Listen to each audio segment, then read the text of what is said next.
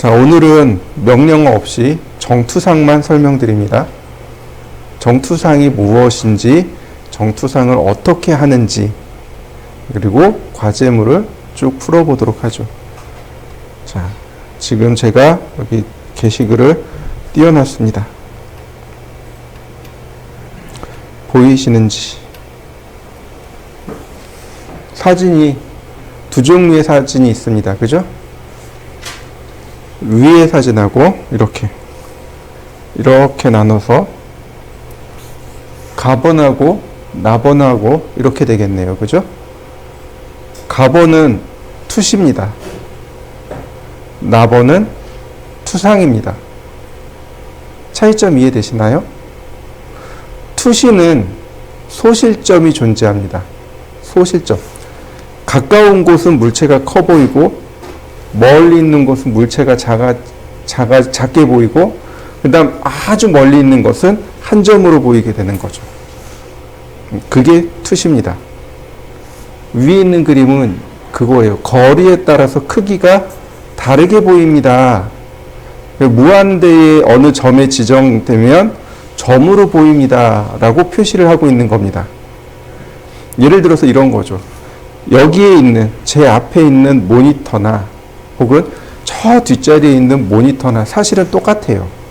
크기가 동일하지만 어떤가요? 크기가 여러분들 앞에 있는 모니터가 제일 커 보이고 그 다음에 멀리 있는 제 모니터는 작게 보인단 말이죠.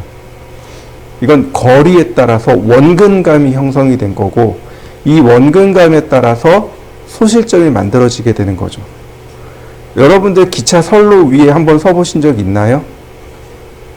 기차 선로 위 혹은 도로에 이렇게 가운데 서보면 도로가 이렇게 똑같은 크기임에도 불구하고 점점 크기가 작아지면서 어느 한 점에 딱 모이게 되죠. 그걸 소실점, 소점이라고 합니다. 바로 여기. 이 점이 소점이 되는 거죠. 소실점이 되는 거죠. 자, 그런데 그에 비해서 투상은 뭐냐면 소실점이 없는 겁니다. 원근감이 없는 거예요. 여기의 크기나 저 뒤에 있는 크기나 똑같은 물체라면 똑같은 크기로 그려지게 됩니다. 이걸 투상이라고 합니다. 이해되셨나요? 다시 설명합니다. 투상은 원근감을 빼버린 겁니다. 원근감을 빼버렸어요. 그러니까 똑같은 물체가 여기 있으나 저 멀리 있으나 똑같은 크기로 보이게 돼요. 이게 투상입니다. 설계는 투상을 원칙으로 합니다. 투시를 원칙으로 하지 않고 투상을 원칙으로 합니다. 자, 다음 볼까요?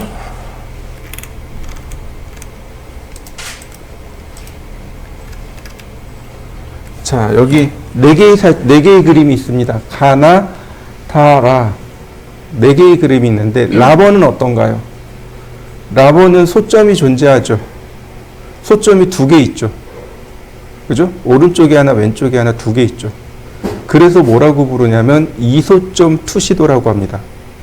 소점이 한 개 있으면, 1소점 투시도, 두 개 있으면, 2소점 투시도, 세 개 있으면, 3소점 투시도. 이해되셨나요? 4개 있으면요. 거짓말이요. 4개는 소실점이 안 잡혀요. 3개밖에 안 잡힙니다. 이해되시나요? 네. 소실점 4개는 없습니다. 그러니까 1소점, 2소점, 3소점 이렇게 3개만 존재해요. 가번하고 나번은 차이점이 뭐냐면, 보시면 여기 좌우로 각이 어떤가요? 똑같죠? 맞습니까? 등각, 투상. 이해되셨나요? 등각. 등자가 같을 등자예요. 각도가 같은 투상.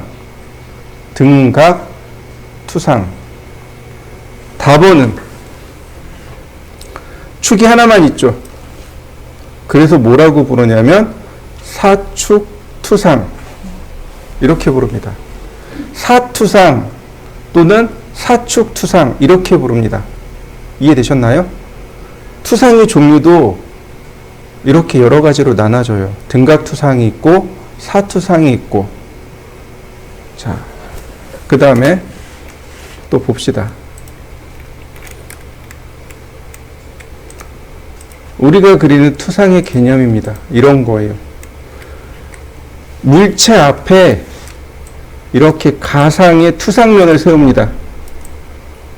그리고 앞에서 이렇게 바라봐요. 그러면 원근감이 없기 때문에 여기 있는 게 이렇게 점으로 나옵니다. 여기 있는 선이 여기 이렇게 점으로 나와요. 이렇게 나옵니다. 보시면 여기 있는 점의 위치와 여기 있는 점의 위치, 여기 있는 점의 위치와 여기 있는 점의 위치 어떤가요? 이렇게 세 개와 이렇게 세 개의 점의 위치와 여기 이 점의 위치는 어떤가요? 서로 위상이 다르죠. 그러나 투상에 의해서 보면 어떻게 돼요? 원근감이 없기 때문에 어때요? 이렇게 똑같은 크기로 똑같은 위치로 표시가 된다는 겁니다. 무슨 얘기인지 이해되셨나요? 우리가 투시로 본다는 얘기는 원근감을 형성을 하고 있고 멀리 있고 가까이 있고가 보이게 돼요. 투시로 보면. 근데 투상으로 보면 멀리 있고 가까이 있고가 이게 안 보여요. 다 똑같은 위치에 보이게 됩니다. 그러면 이 점과 나머지 이 세 개의 점이 위치가 다른 건 어떻게 파악하냐면 바로 이쪽에서 봤을 때, 다른 뷰에서 봤을 때 위상의 차이가 난다는 거죠. 자요. 이런 식으로요. 보시면 자, 앞에서 봤다 그래서 정면도 위에서 봤다고 해서 여기 평면도 옆에서 봤다고 해서 측면도 또는 우측면도, 오른쪽에서 바라보면 우측면도, 왼쪽에서 바라보면 좌측면도 이렇게 이야기합니다. 이해되셨나요? 자, 다시 봅시다. 자, 정면도 앞에서, 측면도 옆에서. 근데 우측에서 보면 어떻게 돼요? 우측면도. 좌측에서 보면 좌측면도. 그 다음 평면도. 위에서 본 거. 그 다음에 저면도. 아래서 본 거. 그 다음에 배면도. 뒤에서 본 거. 자, 이해되셨나요? 총 6가지가 나옵니다. 외워두셔야 돼요. 정면도, 앞에서 본 거, 측면도, 우측면도, 좌측면도가 존재합니다. 오른쪽에서 본 거 우측면도, 그러니까 왼쪽에서 본 거 좌측면도, 위에서 보면 평면도, 아래서 보면 저면도, 뒤에서 보면 배면도. 이해되셨나요? 저자는 아래 저자를 썼어요. 아래 저자란 뜻이에요. 이해되시죠? 아래쪽이란 뜻입니다. 그런데 배면이라고 하면 조금 이상하죠. 그죠? 여러분들 그 올림픽 경기 중에 높이뛰기 아시나요? 높이뛰기 할 때 이렇게 크로스바가 있고 그거를 이렇게 앞으로 뛰던가 이렇게 등 뒤로 이렇게 뛰던가요. 등 뒤로 뛰죠. 그죠? 이렇게 크로스바가 있으면 이렇게 등 뒤로 뛰잖아요. 근데 그걸 뭐라고 해요? 배면뛰기라고 해요. 이해되시나요? 이렇게 등으로 뛰는데 배면이래요. 저 배자가 등배자입니다. 이해되시나요? 등배자예요. 저 중학교 때 체육 시간에 높이 뛰기를 하는데 선생님이 이거 배면 뛰기야 그러고 가르쳐 주셨어요. 근데 이해는 하겠어요. 아, 이게 배면 뛰기구나. 이렇게 뛰는 걸 배면 뛰기구나. 근데 왜 배면 뛰기인지 설명을 안 해주신 거예요. 이거 배면 뛰기야 그러고 끝나버린 거예요. 왜 배면이면 여기가 배면이지 어떻게 여기가 배면이냐, 이 생각이 되게 오래 갔어요. 나중에 한자 보고 알았어요. 등배자입니다. 등으로 뛰는, 등면으로 뛰기. 그래서 배면 뛰기가 된 거예요. 이해되시죠? 등, 뒤에서 본 거. 이걸 배면도라고 합니다. 여러분들은 헷갈리시면 안 돼요. 한자입니다. 한자. 자, 이렇게 해서 총 6가지를 보는데 그 중에 우리한테 필요한 건, 제일 중요한 건 첫 번째로 정면도입니다. 그 다음에 평면도예요. 나머지는 그때그때 상황에 따라서 우측면을 쓸 수도 있고 좌측면을 쓸 수도 있고 그 다음에 배면을 쓸 수도 있습니다. 이해되셨나요? 저면은 잘 안 써요. 저면 쓸 일은 거의 없습니다. 그래서 보통은 정면도, 우측면도, 그 다음에 평면도, 요 3가지를 가지고 주로 작업을 합니다. 그러니까 우측면도를 기준으로 삼고 좌측면도는 필요에 의해서 사용하게 됩니다. 그래서 3번째로 중요한 게 바로 이 우측면도. 이렇게 됩니다. 자, 다음 또 보시죠. 그래서 이렇게 되어 있고요.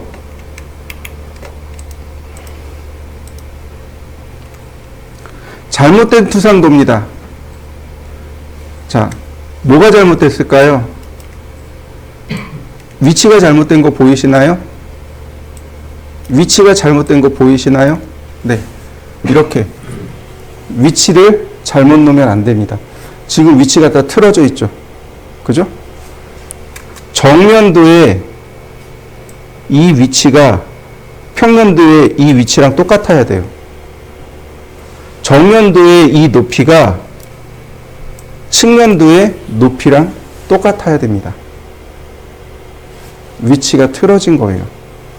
위치가 틀어지면 안 돼요. 그 다음에 여기는 어떤가요? 뭐가 잘못됐을까요? 크기가 잘못된 거 보이시나요? 네, 이렇게 크기도 잘못되면 안 됩니다. 크기도 동일해야만 합니다. 이해되셨나요? 위치도 동일해야 되고 크기도 동일해야 되고. 자, 또 보십시다. 이거예요. 이렇게 생긴 걸 이렇게 펼쳐낸 겁니다. 여기 보시면 이렇게 원으로 펼쳐낸 거 보이시나요? 이렇게. 자, 다시 볼까요? 얘를 그림으로 봅시다.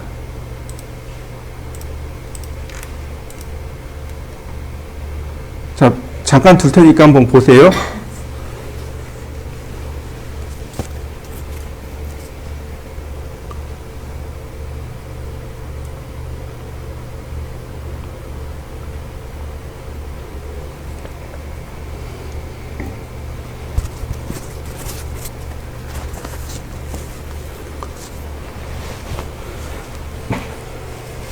말로 여러 번 설명하는 것보다, 그림으로 여러 번 보는 것보다 영상으로 보는 게 제일 빨라요. 이해가 제일 쉬워요. 정면이죠. 얘는 평화면이죠. 측화면입니다. 이렇게 생겼는데 주사위처럼 이렇게 펼치는 거예요. 그래서 만들어진 게 바로 정투상입니다. 지금 보시는 게 정투상의 원리예요. 몇 번 더 보세요. 몇 번 더 보고 머릿속에 완전히 이해를 시켜두셔야 됩니다.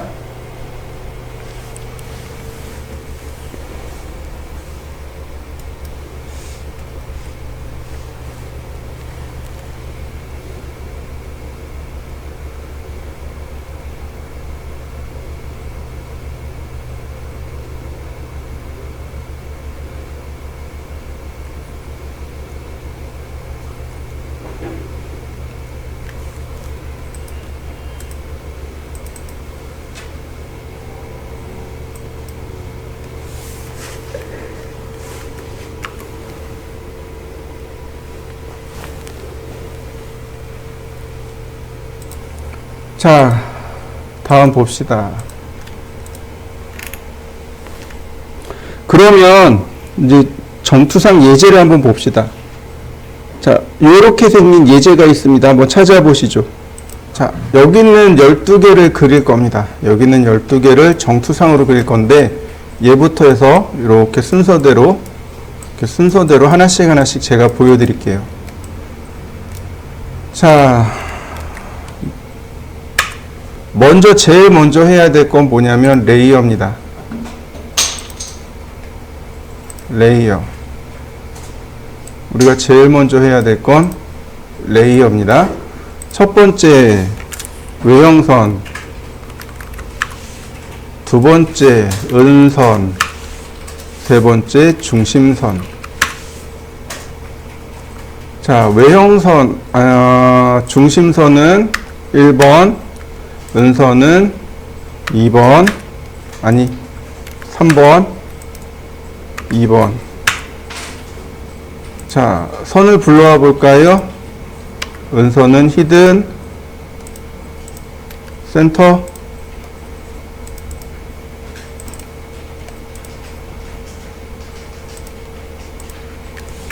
자, 여러분들도 이렇게 한번 세팅을 해 보시죠. 외형선, 은선, 중심선. 중심선은 빨간색이죠? 그 다음에 우리가 주로 외형선, 단면선으로 쓰는 건 노란색이죠? 그 다음, 은선은 초록색을 쓰겠습니다. 그리고 그거에 맞는 선 종류를 불러와 주시면 되겠습니다. 자, 한번 완성시켜 보시죠. 자, 크기부터 설명드립니다. 크기는 간단해요. 이렇게가 30, 이렇게는 20, 이렇게는 10입니다. 자, 이해되시죠? 가로, 세로, 높이. 가로가 30, 세로가 20, 아니, 네. 그 다음에 높이가 10. 이해되셨나요? 자, 또 하나. 정투상을 하기 위해서 우리가, 하나 더 알고 있어야 될 게 있습니다. 그게 뭐냐면,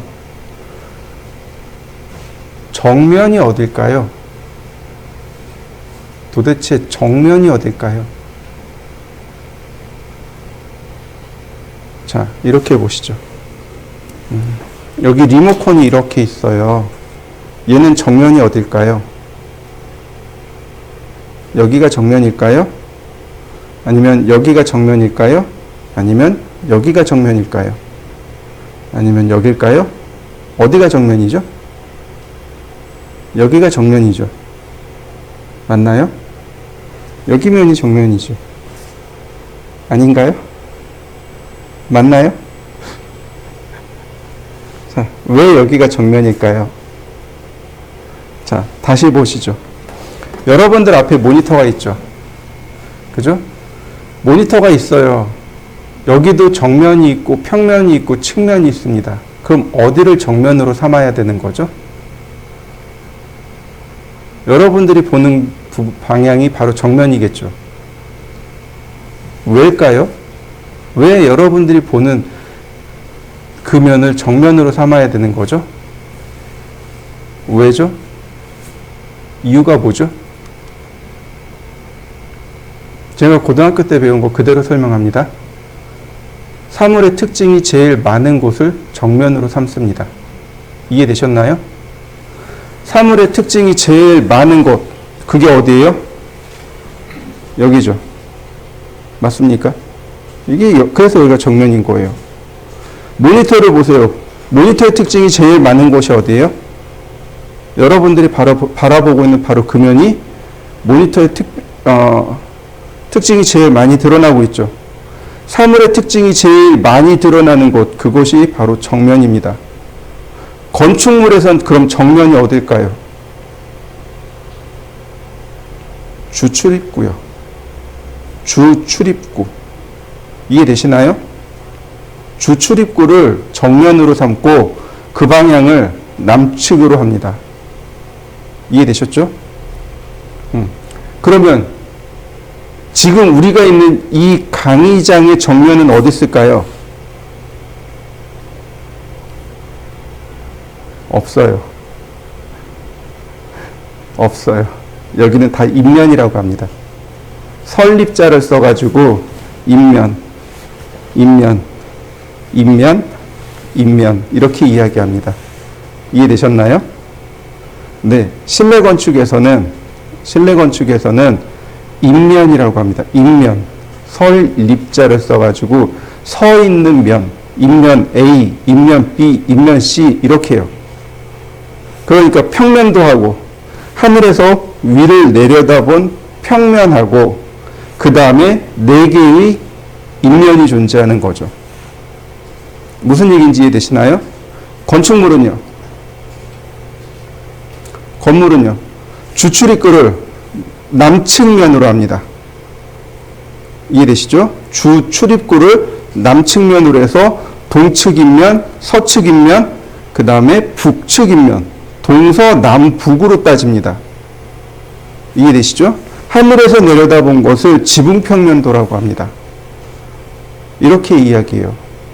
무슨 뜻인지 이해되셨나요? 다시 적어볼까요? 자, 건축에서는, 정면은 특징이 가장 많은 곳을, 많은 면을 정면으로 합니다. 실내 건축에서는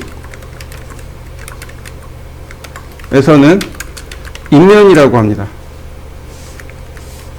네 개의 인면이 생성되고 건축에서는 주 출입구를 남측 인면으로 하고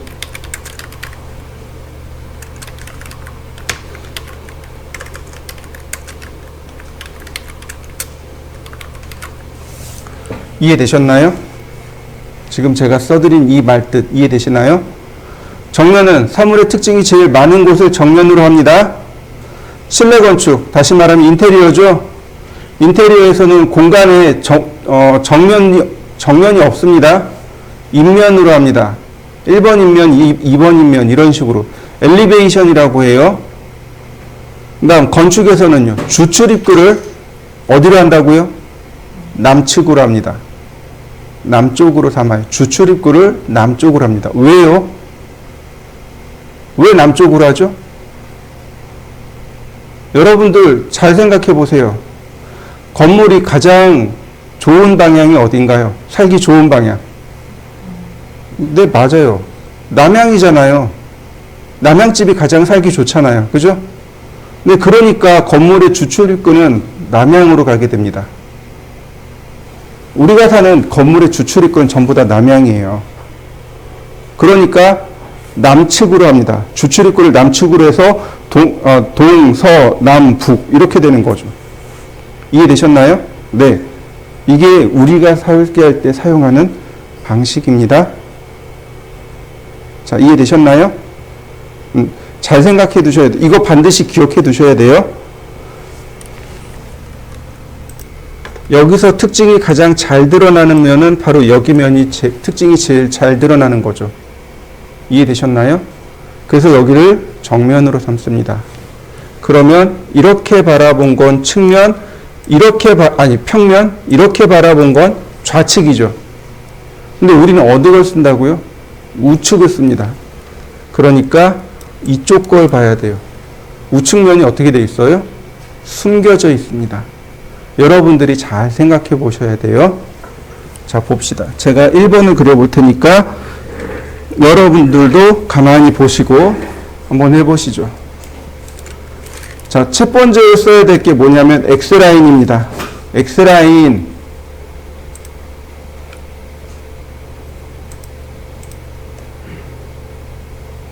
그 다음에 수평 방향으로 하나, 수직 방향으로 하나, 그 다음에 45도로 하나. 이렇게요. 자, 여러분들도 이렇게 한번 그려보시죠. 수평 하나, 수직 하나, 45도 하나. 자, 그 다음에 보시면 바로 여기 이 아래쪽 이렇게 해서 왼쪽 아래 여기 대각선을 잘라냅니다. 이렇게 대각선을 잘라주세요.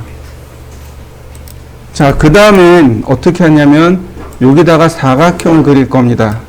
이렇게요. 옵셋 30mm 이렇게요. 여기서부터 여기까지 30mm, 옵셋 20mm. 그러면 여기 네모난 사각형 나온 거 보이시죠? 자, 여기까지 한번 해보시죠. 자, 우리한테 필요한 건 사실상 요만큼의 사각형입니다. 그래서 트림을 할 건데 이렇게 트림하시면 돼요. 이렇게요. 그러면 여기 네모난 사각형 나오죠? 네, 여기가 바로 정면입니다. 이게 바로 정면이에요. 자, 여기까지 한번 해보시죠. 자, 그 다음엔 어떻게 하느냐? 여기 적당한 위치에서 클릭합니다. 요만큼의 높이는 치수기입을 할 수 있을 만큼의 높이입니다. 그래서 그냥 적당히라고 했어요. 그러니까 여러분들도 그냥 적당히 그리시는데 이렇게 수평선으로 쭉 따라 그리시면 좋습니다. 수평선으로 이렇게 따라 그리다가 아니 그냥 이렇게 수평선 그리세요. 그 다음에 여기 45도 사선과 수평선이 만나는 지점 있죠? 이 교차점에서 수직으로 내려 긋습니다. 이렇게요. 자, 다시 볼까요? 이런 식으로 수평선을 쭉 그리다가 45도 사선을 만나면 클릭, 그 다음에 수직으로 쭉 내려 긋습니다. 이렇게요. 자, 그 다음에 옵셋 10mm. 자, 위쪽으로. 그럼 여기 사각형 나오죠? 여기 사각형 나오죠? 네, 이 사각형이 우측면도, 여기 사각형이 평면도. 자, 필렛으로 45도 사선을 끊어주고 트림으로 다시 트림으로 선을 정리해주면 얘가 정면도, 우측면도, 평면도 이렇게 됩니다. 그 작업이 끝났으면 이 45도 사선 지우시면 돼요. 두 번째 봅니다. 자, 다시 볼까요? X라인 0도, 90도, 45도. 다시 트림, 옵셋 30, 옵셋 20. 자, 트림으로 잘라내시면 됩니다. 이렇게요. 적당히 선을 그리시고 다시 옵셋 10mm. 자, 필렛으로 나머지 선 정리. 자, 일단 여기까지 한번 해보시죠. 자, 그 다음에 보시면 이제 뭘 작업해야 되냐면 여기를 표현해야 돼요. 이 부분을 표현해야 됩니다. 근데 정면이 여기니까 바라보면 이렇게 니은자 모양으로 정면이 이렇게 보일 겁니다. 자, 옵셋 10mm. 그 다음 트림. 바로 이렇게 보이는 거죠. 자, 여기 정면 하나 그려보실까요? 자, 위에서 보면 어디가 보일까요? 여기 면이 보이고 여기 면이 보이는데 지금 이 면은 일자로 보일 겁니다. 두 가지 방법이 있습니다. 첫 번째, 옵셋 10mm. 이렇게 하면 돼요. 바로 여기 있는 면이 여기가 되고 여기 있는 면이 여기가 되는 거죠. 두 번째 방법은 뭐냐? 이렇게 그리시면 돼요. 여기서부터 이렇게 끌고 올라가는 겁니다. 이렇게요. 자, 평면도 완성시켜 보시죠. 이번엔 우측면입니다. 여기서 보게 되면 맞아요. 이거밖에 안 보여요. 이거밖에 안 보입니다. 그런데 이것만 그려야 될까요? 이 부분도 표시를 해줘야 돼요. 그런데 여기선 안 보이잖아요. 자, 이렇게 그립니다. 라인 이 부분이 여기란 말이죠. 이렇게. 얘를 뭘로 주냐면 은선이요. 이렇게요.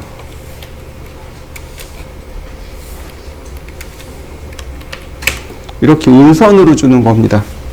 그럼 이 선은 여기에는 없어요.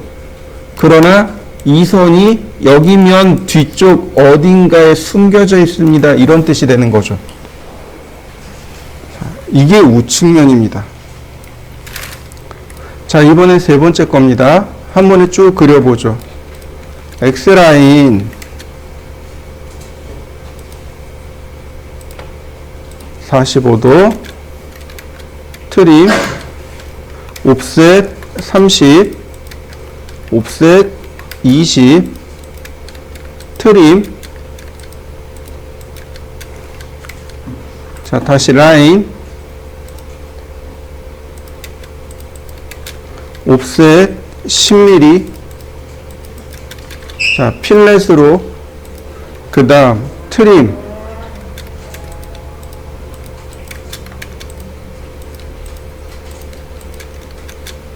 옵셋 10mm 트림.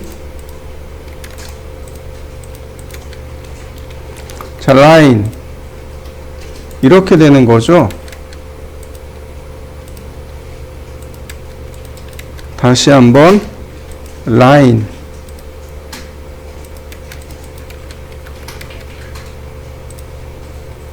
자, 여기까지 한번 해보시죠.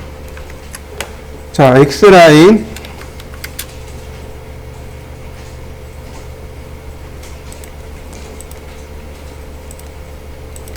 자, 트림 옵셋 30 옵셋 20 자, 트림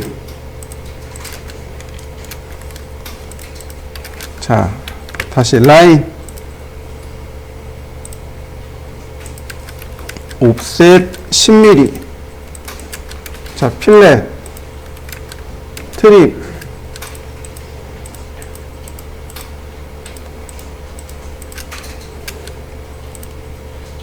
그 다음 옵셋 10mm 다시 한번 트림 자, 라인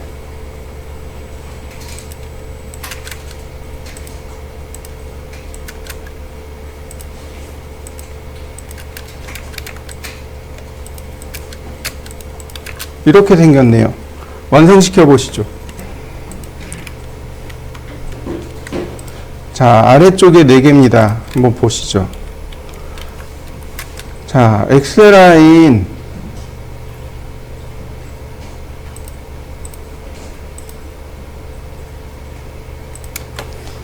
자, 트림 옵셋 30 옵셋 20 트림 그 다음 적당히 선을 띄우고 옵셋 10mm 필렛 자, 트림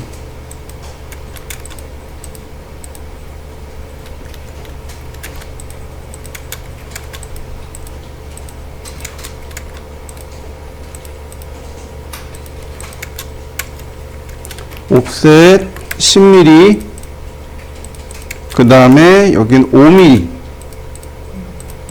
그러면 이렇게 가운데에 10mm 짜리 구멍이 나게 됩니다. 자, 라인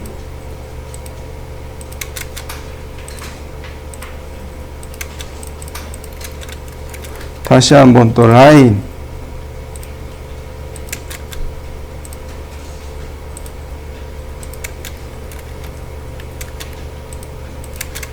자, 요렇게는 선의 모양이 은선으로 이렇게 바뀌면 됩니다. 자, 한번 해보실까요? 자, 이번에는 조금 많이 그려볼까요? X라인 0도, 90도, 45도. 다시 X라인 앵글 45도. 자, 여기다가 하나.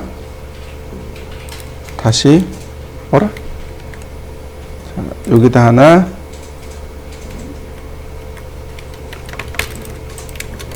X라인 미드 포인트 빼고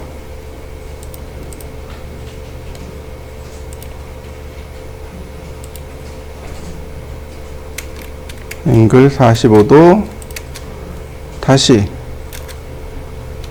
X라인 버티컬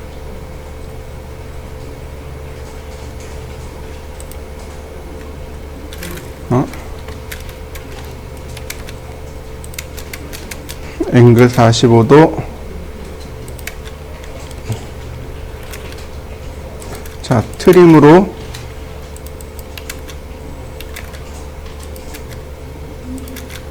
다시 트림으로 하나씩 잘라내고 옵셋 30mm,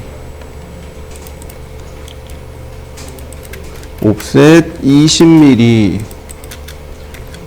자, 트림으로 잘라내면, 어머, 여긴 자르면 안 되는구나. 자, 모양이 금방 이렇게 되고, 라인,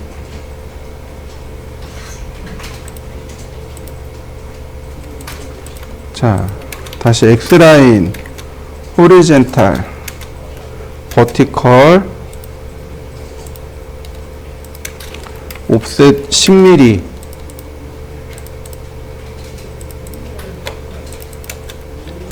자, 필렛,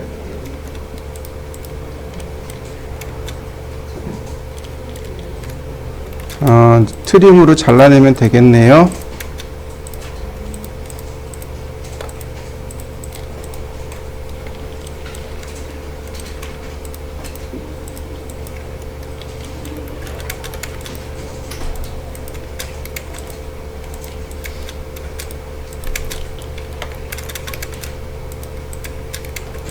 자, 머리를 좀 많이 굴려봤습니다. 한 번에 그려봤어요. 굳이 여러분들 한 번에 안 그리셔도 돼요. X라인, 자, 미드 포인트에서 이렇게 라인, 미드 포인트에서 미드 포인트로. 그래서 여기도 미드 포인트, 여기도 미드 포인트. 다만 여기는 은선. 자, 라인, 이런 모습이 되네요. 다시 옵셋 10mm, 트림, 옵셋 라인. 자, 이렇게 되는데 옵셋 5mm. 그래서 자, 이렇게 됩니다. 자, 옵셋 10mm, 5mm. 자, 필렛, 매치 프로퍼틱스로 여기 음선 처리하시면 됩니다. 자, 이렇게 한 줄을 완성시켜 보시죠. 자, 옵셋 10mm, 옵셋 5mm. 자, 이럴 때 트림 써도 되고 필렛 써도 되고요. 자, 다시 볼까요? 옵셋 10mm, 옵셋 5mm. 자, 이렇게요. 필렛을 이용하면 조금 더 쉽게 쓸 수 있습니다. 자, 5mm, 10mm. 여기도 5mm네요. 5mm. 필렛, 트림. 이런 모습이 되겠고요. 자, 라인, 미드 포인트에서 미드 포인트로. 자, 마찬가지로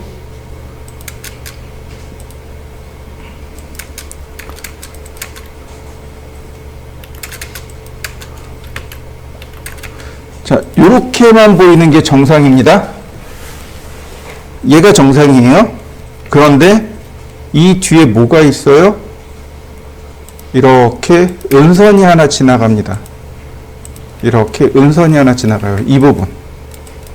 이 부분에 대한 선이 여기 들어갑니다. 여기도 마찬가지.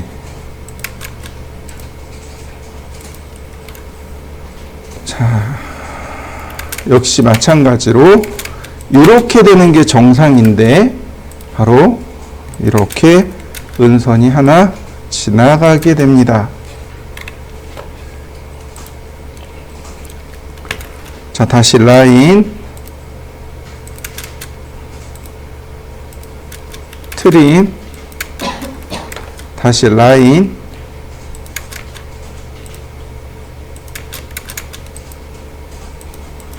자, 이렇게 됩니다.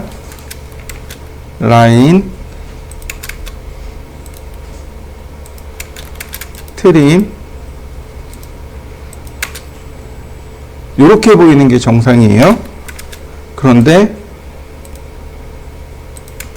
이렇게 두 개가 은선으로 보입니다. 자, 라인, 다시 한번 라인, 마지막으로 라인. 자, 그러면 마지막 네 번째 줄이 완성이 됐습니다. 자, 완성시켜 보실까요?